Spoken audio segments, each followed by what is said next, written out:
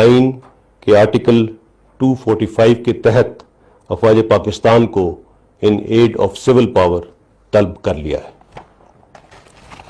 Pakistan army کی line of control اور western borders پر بھرپور اور بھاری ڈپلائمنٹ کے باوجود چیف آف آرمی سٹاف نے تمام اویلیبل ٹروپس اور افواج پاکستان کے تمام میڈیکل ریسورسز کو ضرورت کے مطابق ڈپلوائے کرنے کے احکامات جاری کر دیے۔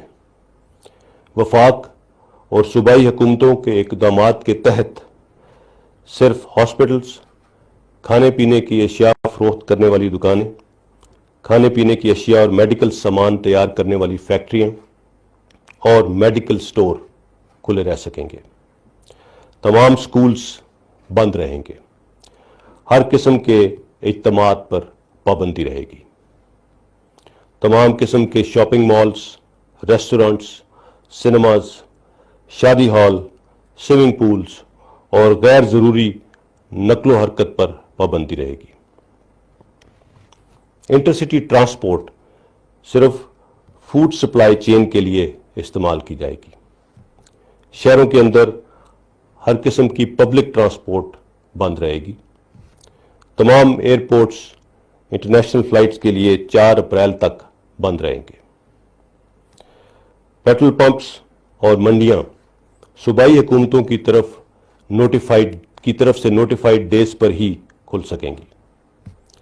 اس حوالے سے صوبائی حکومتیں اپنے اپنے صوبے میں مزید گائیڈ لائنز جاری کریں گی جنہیں سول اداروں کے ساتھ مل کر یقینی بنایا جائے گا۔ تمام حفاظتی اقدامات کے تحت بارڈرز تو بند کر دیے گئے ہیں، لیکن اصل بارڈر انسان اور کرونا وائرس کے درمیان ہے جس پر ہم نے قابو پانا ہے۔ یہ انفرادی، خاندانی، کمیونٹی اور معاشرے کے طور پر مشکل اور سخت فیصلے کرنے کا وقت ہے۔ انفرادی نظم و ضبط اور باہمی تعاون تمام اداروں کی کوششوں کو کامیاب کرے گا۔ کرونا وائرس کے خلاف بیسٹ ڈیفنس آئسولیشن سے بھی زیادہ کوآپریشن ہے۔ The task at hand is enormous and very difficult.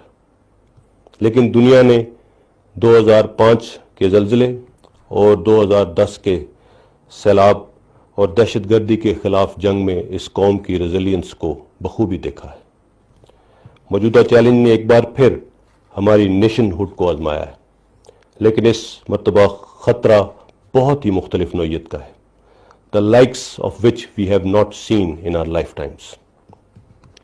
اس خطرے پر قابو پانے کے لیے افواج پاکستان قوم کے شانہ بشانہ کھڑی ہوں گی۔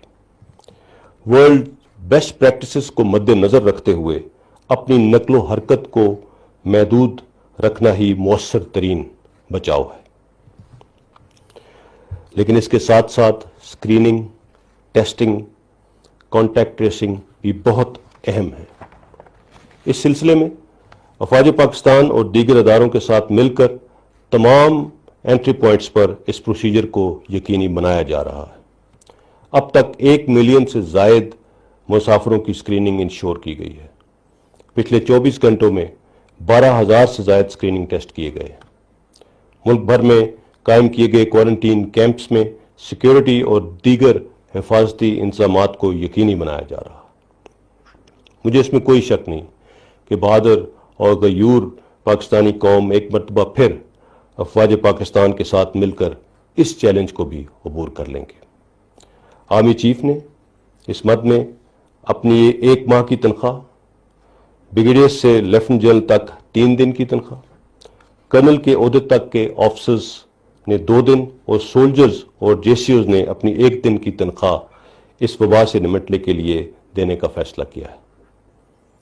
آخر میں آپ سب سے کہوں گا کہ اپنے خاندان اور خاص طور پر اپنے گھر میں موجود بزرگوں کی صحت کی حفاظت کے لیے حکومت پاکستان اور وزارت صحت اور ڈاکٹرز کی جانب سے جو ہدایات جاری کی جا رہی ہیں ان پر ذمہ دار شہریوں کے طور پر عمل کیجیے۔